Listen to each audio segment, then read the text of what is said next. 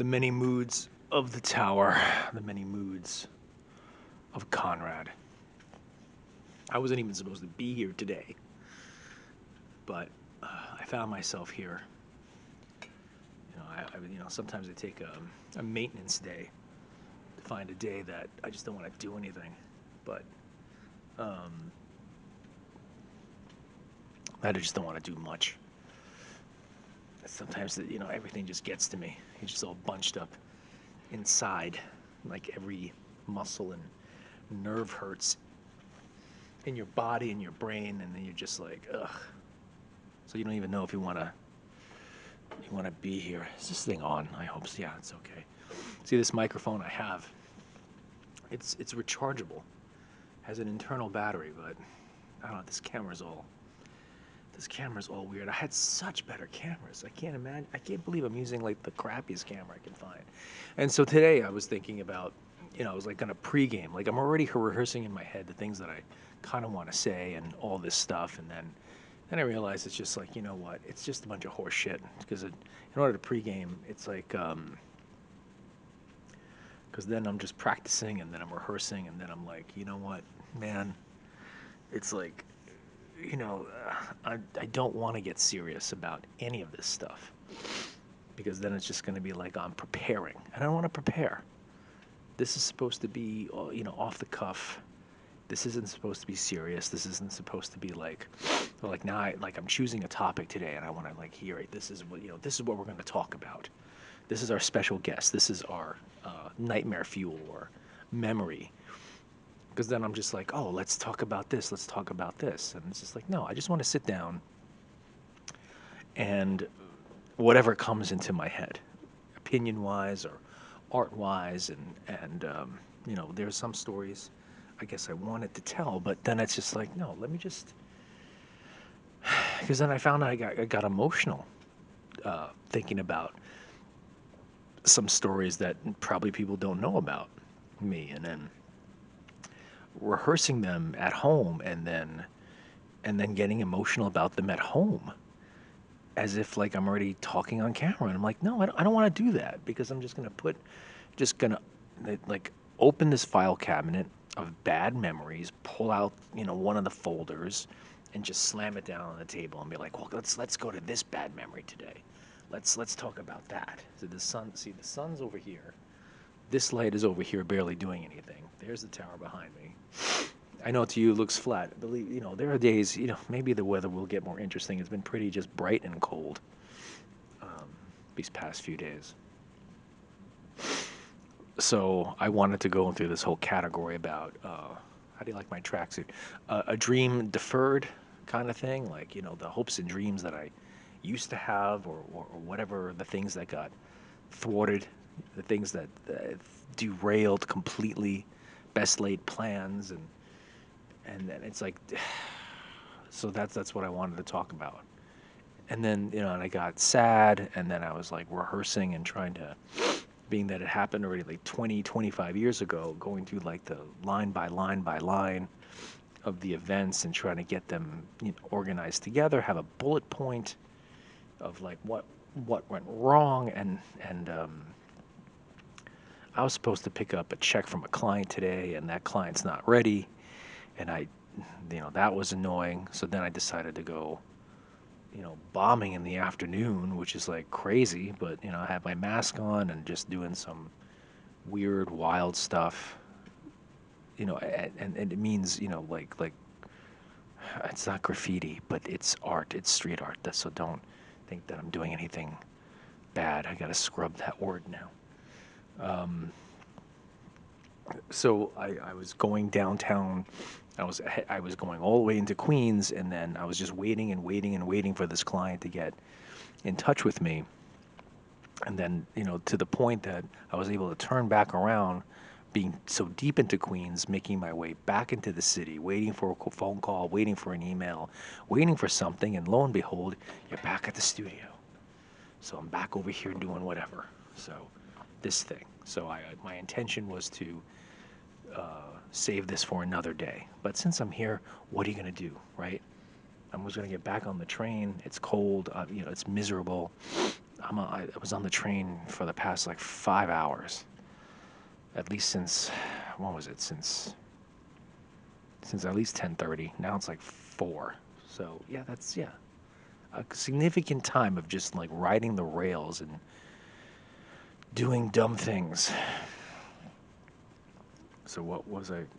I don't even know what I was going to even say. This is like a complete waste of time. So I'm wasting your time. I'm wasting my time. Let's just waste some time. Um, Forget it. I had something prepared this morning, and I don't want to talk about it anymore. Um,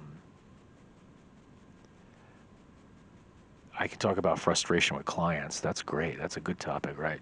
Um, how it's like, hey, let's delay payment as long as possible. Because and even though you deliver everything on time, that's always fun. That's like I feel like artists are much more responsible than the clients. They're like they meander. They want to renegotiate. They want a discount. Who the hell are these people? I hate these people that buy my work or whatever, and they're just like, it's like, yeah, can I get, can you knock down the price a bit? Like, really? What? This is a great artist. A big influence of mine was, uh, what was his name? Ray Johnson. He was a collagist. Some assemblage, but mostly a collagist. He committed suicide. Even his suicide was an art project, which is awful. He was a gay man living in the village, I believe. Did collage work, a lot of funny stuff. Um, then he was involved in a very bad incident where he got beaten up, and he decided to live in Long Island, and that's when he was doing a lot of other art. And somehow he completely planned this suicide. I think he committed suicide. Yeah, it was actually January 13th, I believe. And I think he committed suicide in Sag Harbor. I think it was Sag Harbor, Sayville. He was near a body of water. He jumped off a bridge or something. Um, yeah, like that. This was like okay. Well, it's not a very positive story. He was making a living. He was making money. Somebody wanted a discount on one of his pieces. I think an agent of his. So he cut out a portion of the piece so if you didn't want to pay full price, then he decided to remove like a section of the artwork. It's like, well, here's the price. So yeah, you can have it at a discount. I'll just remove some of the. So he cut out a corner. That's brilliant. That's great. And then he sends it to the guy. He's like, well, this is the part that you paid for, and this is the price. You didn't want to pay for the whole thing. I cut it out. There you go. See, that's what you should do. If they don't want to give you the full price, just cut your work up into pieces, and that's the price. That's what they get. If you don't want the whole pie, then here's a piece of the pie. That's a good one. I always respected that he held that line, that invisible line. It's just like he wasn't like, oh, okay. Um, and from what I gather, I never got to meet him. I think it was even before I even thought about art really. And I do a lot of collage too. I really enjoy collage. Always did. Um, I don't think he formally ever had like an art show. He just had these happenings, and there was like one happening. He brought in like a cardboard box into a gallery, and took off his belt, and he just started beating the box. And I think that was pretty much the whole art show. But nothing like in the gallery lined up with nice photos on the wall, all tacked up, all with nails and stuff. I don't think he ever did that. But he had decent agent. I want to own some of his stuff. I don't know what the price is going for now. But oh yeah, he had this project too that he I guess at some point he was able to rent a helicopter, or he hired a pilot to fly a helicopter, and he went, I think, to the Hamptons, and he dropped hot dogs on people from a helicopter. that were like sun tanning on the beach. He was just dropping off hot dogs, just flinging hot dogs at people. Why? I have no idea. I have no, it's like so and there was a rumor that people brought that he I think he advertised this and people brought buns to the beach to catch the hot dogs. This is just crazy stuff from Ray Johnson. You got to look up uh, Ray Johnson.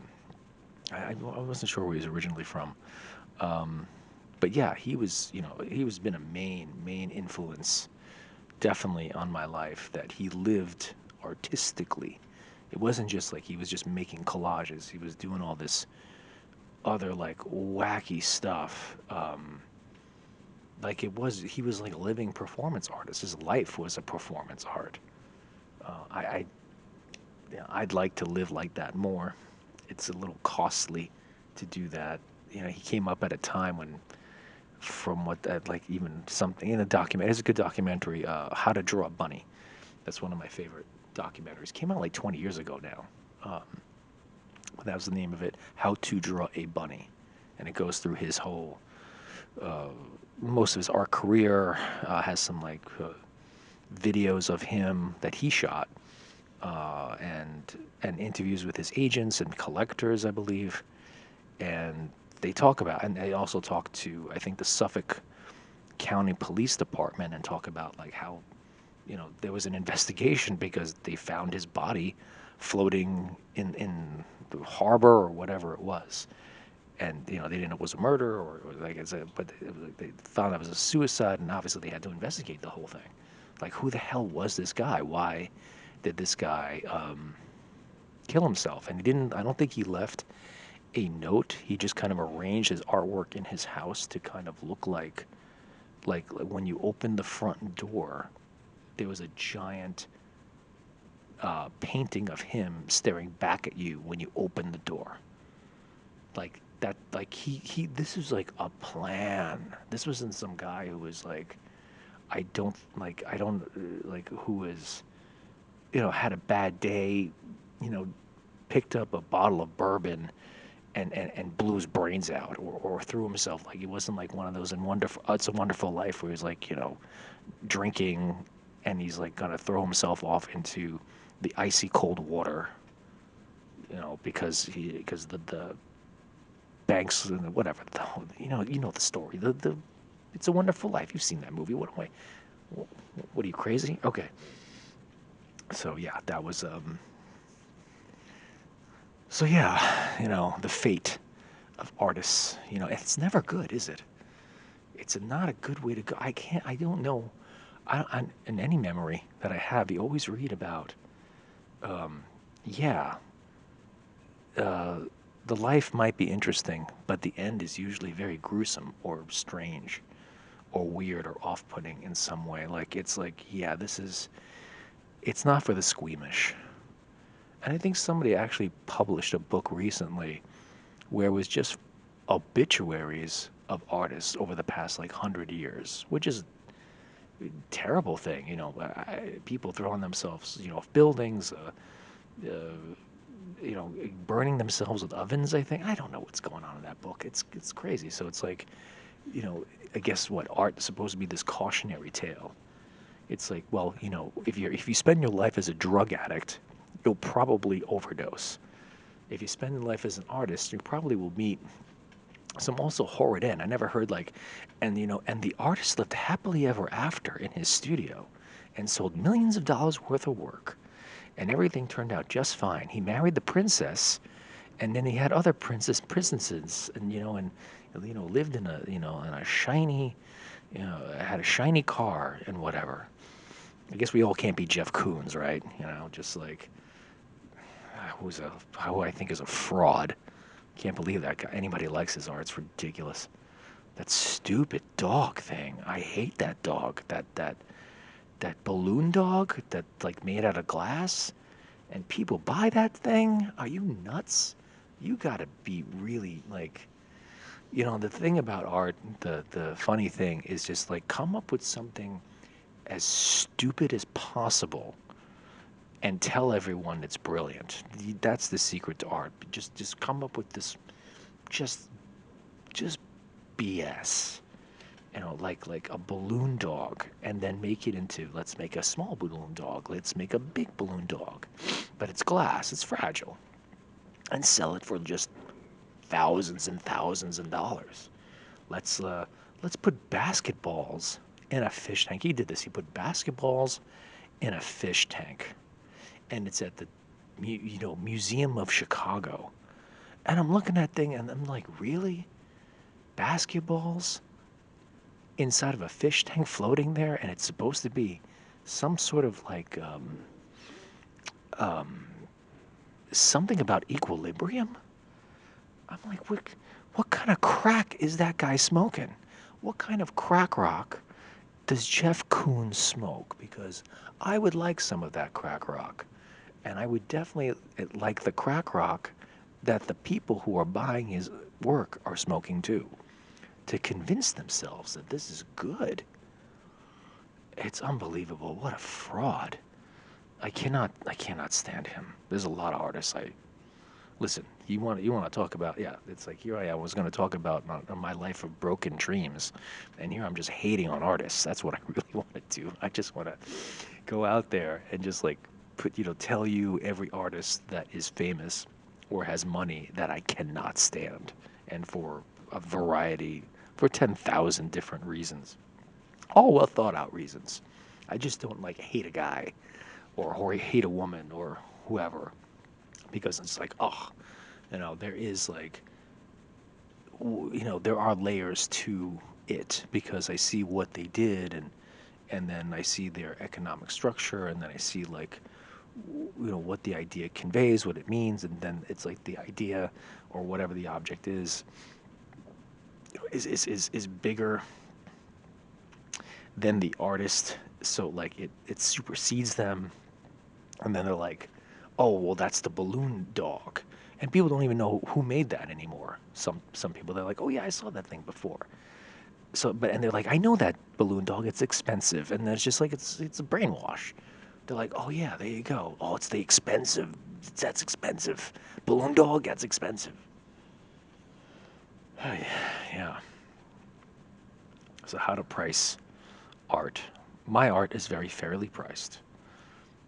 When I tell people my prices, people are like, "Oh yeah, that's from photo prints to actual work." When no one ever thought that it was unreasonable or a strange price, or like I was asking too much or too little. That they were like, "Oh yeah, yeah, okay," completely. To look at something you've made and be like, "That's the price," and it's like, how do you come up with that number? I don't know. It's a combination of work, combination of how much how much the supplies cost, and you gotta like look at things very soberingly. You have to look at it like, when you put that price down, that it's just like, yeah, that's about right. It's not even ballpark. It's almost trying to hit it on a bullseye. Where I've known artists that they'd be like, well, here's something, that I painted, and it's worth $40,000. And it's just like, who the hell's gonna buy that thing for $40,000? You crazy? It's like, and it's like, well, maybe they're famous. Maybe it's like, yeah, but there's like, you have to think about the size. You have to think about the time you put in, all this stuff. Listen, I'm no expert, but I never had anyone balk at my prices ever. They either agreed or disagreed, but no one says so. No one was like, threw up their hands or walked away and be like, yeah, well, no, I'm not gonna pay that for that. You're crazy. No one ever called me crazy. Well, they've called me crazy, but not because of that. They call me crazy for other reasons. Um, and what was I wanted to get at? Yeah, like I was gonna, because the last time I even spoke about this, I was gonna talk about this animal ride story, and I kind of got lost in this whole animal rides story thing. Um, that now I'm working on these they're mechanical rides, like the ones you would see outside of bodegas, and you put a quarter in and you'd ride it. Yeah, that's what I'm talking about. I know a guy in Brooklyn. Well, what happened was, because of the pandemic, there was less and less of them like around, and they were all in kind of bad shape from what I saw. And I was like wondering, like, because, and then you're transitioning, like, I was working with parking meters. I've done stuff with ATM machines. Like, well, this is in the ballpark of that kind of stuff. I guess I work with money in some way. And I saw one of the rides near where I live, and there was a number. So a lot of them had phone numbers because they're, for parties, for renting, for whatever you want to use them for. And I called the number. Reached out to some guy in Brooklyn, and he was like, and I was telling him, like, hey, I'd like a couple of these rides. How much do they cost? I'd like to work them, put them, make them into an art project. And he was like, really? You want to make them into art? No one's ever. And it turns out, like, no one actually made them nice, repainted them, made them into anything, whatever. And I was just like, well, so the guy, he went online and he looked me up, and he saw that I was able to do. He saw the parking meters, he saw all the things that I did, and he was like, oh, well, if somebody's going to like upcycle these or make things, into much better pieces of art, this is the guy to do it, meaning me. So he basically gave me the keys to his warehouse in Brooklyn. Small place, but a place to work out of in order to, and a couple of these rides to work on, and to turn them into really exquisite pieces of art. Repainting them, I was sanding them, taking off all the paint, taking off all the crap, and like an old carousel horse or something like that. And they're horses. They're rip off Mickey Mouse and Donald Duck rides. They're cars, fire trucks, motorcycles, you name it. There's like planes, helicopters. I worked on a helicopter recently, and they're all very goofy and toy-like. And peeling the paint and like repainting them, and oh, this is not easy work. I don't pick easy. And it's unfortunate because I really wish. I have studio mates here. They have canvas. They buy paint. They paint the canvas. That's it. End of story. Me, I have to destroy everything first before I recreate it. I have to take everything apart and then put it back together. I'm trying to teach myself mechanical engineering because these rides, they have motors. I've had my hand up the ass of these horses with lube to oil the belts and the gears. Like this is like, it's like being, it's like being a rancher for like cyborgs. It doesn't make any sense. So this is, it's so like, what do I know about this stuff? I don't know anything. So there's so much research that has to go, and like understanding how the coin operated thing works, and then replacing the music and with, pop goes the weasel with hip hop music. So it's at least a little bit more entertaining. It's crazy. And and the fact that this guy agreed, like, I mean, I'm glad he has that faith in me. And then it's like, you gotta somehow also, you got to prove yourself. You got to make good on faith. You can't I just didn't, like, okay, well, I shrugged my shoulders. I talked the guy into it and blah blah blah. Like, no, now I got to deliver. Now I got to make it happen. So it's like that. This is, and then, like, oh well, you want to get people to believe in you, and then when they do, you got to do something about it. You can't just be like, oh well, thanks. So and our hope is to cut, and my hope is to get a show with these rides. I have a bunch of them done so far, but the place in Brooklyn has, it's hard to bring them here for a variety of reasons, which I won't get into. But the place in Brooklyn is much more conducive to working because that's where the rides have been and housed, and all the tools are there to work on them. And he's had that spot for about maybe 20 years or maybe 10 years. So it's the right place to work on them. However, it's so cold and there's no heat, it's impossible to work. And also I've already exceeded, there's not enough room for these because I already made so many of them They need to go somewhere. So I need to have a separate offsite storage place in order to do something else. So it's like I got so far ahead into this project because I knew winter was coming and I made a bunch of them. And now I had to kind of stop because it's too cold to work on them. I ran out of space to work on them. And so kind of like I'm at a deadlock. But what I've done in the interim is take a lot of photographs of them, document the process, and then apply for grants. I've gotten quite a few grants already in over my years as being an artist. Grants are great because it's free money.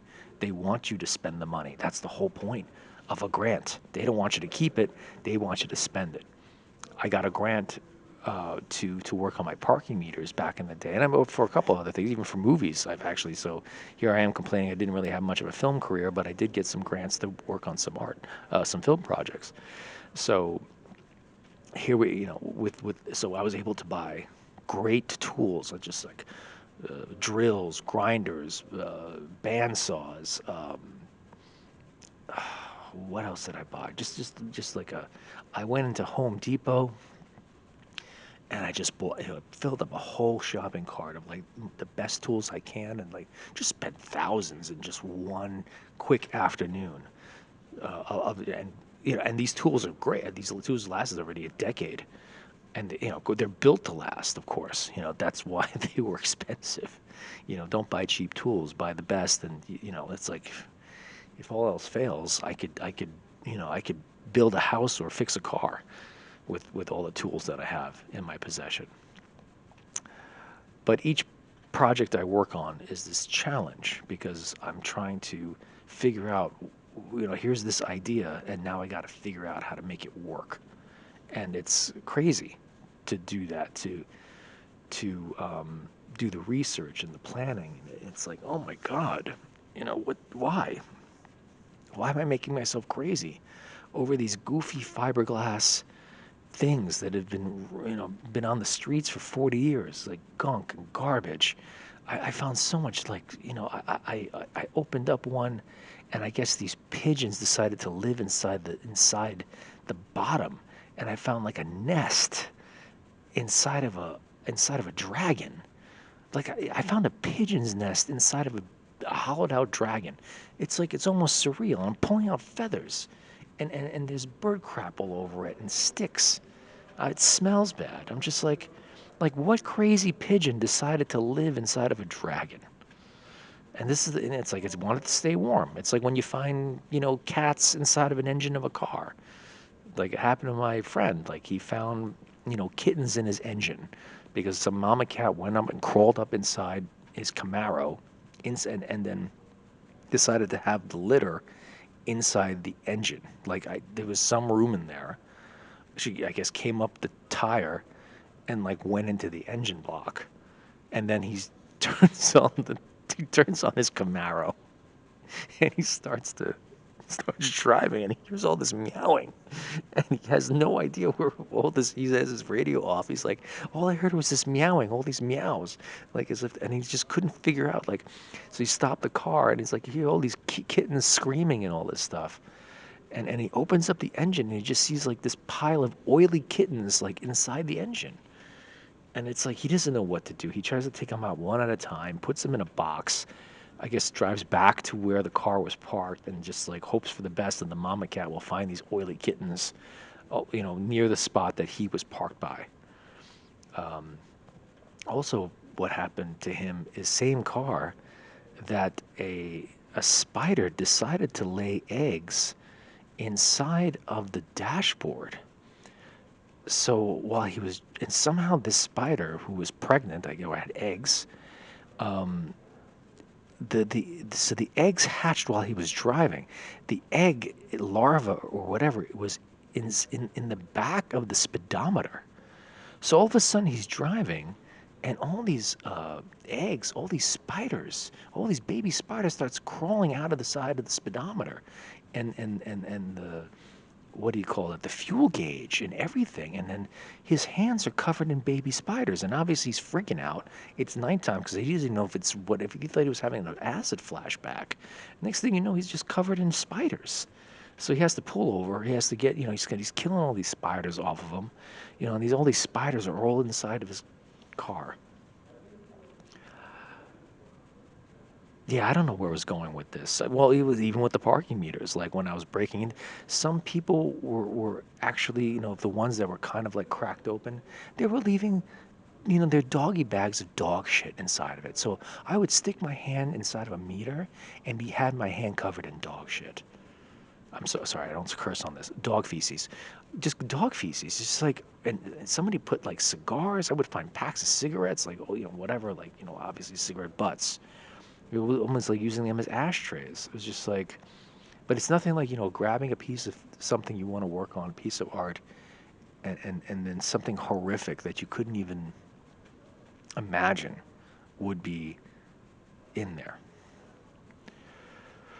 Okay, well, I don't know. I was just trying to take a coffee break. I had no intention of even talking today about any of this stuff.